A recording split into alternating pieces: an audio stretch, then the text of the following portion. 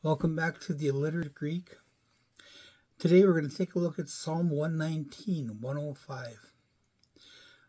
Thy word is a lamp unto my feet and a light unto my path. Now there are two different words there, a lamp unto my feet and a light unto my path. And there's a lot of difference between the two of them. A lamp is something that we take a hold of and we direct different places. But that's not what God wants. He wants us to seek after His light, the light that He provides, the light that shows us His way. So that light in the word light in Hebrew is ore, in the Strong's Concordance H216, and it means the light of day, the light of light, the light of prosperity, the light of instruction, and the morning light, the bright morning light. After a long night, especially if it's a sleepless night or a troubled night because you've got things on your mind, your mind can become confused and clouded. But in the morning, when that first light comes through, things look more clearly. We see things more clearly, and we see things more clearly when we look through the light that is His light, His will, His word. Even so, again, backing up in that description, the word that it means light of prosperity doesn't mean how rich you can be, how many planes you can own or boats.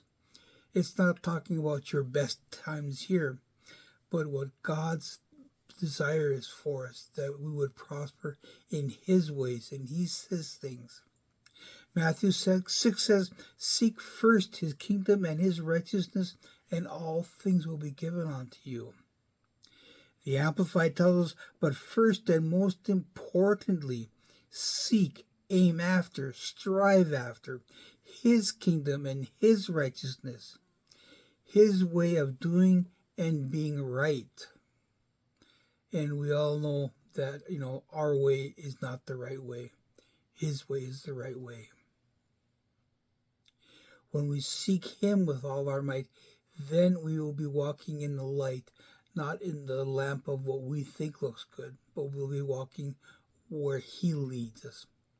And when we seek His way, we will find it.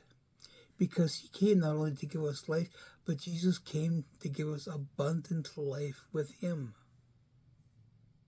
Psalm 34 tells us, I sought the Lord, and He heard me and delivered me from all my fears. There are 43 verses in the Bible that speak about asking of the Lord. And not one of those verses says, I asked the Lord and He didn't answer me. We may not like the answer sometimes or the timing of the answer, but the Lord will answer us. 43 times. Look for that 43. Read your word. Get out your word. Read. Search for those things. Search for Him and His light.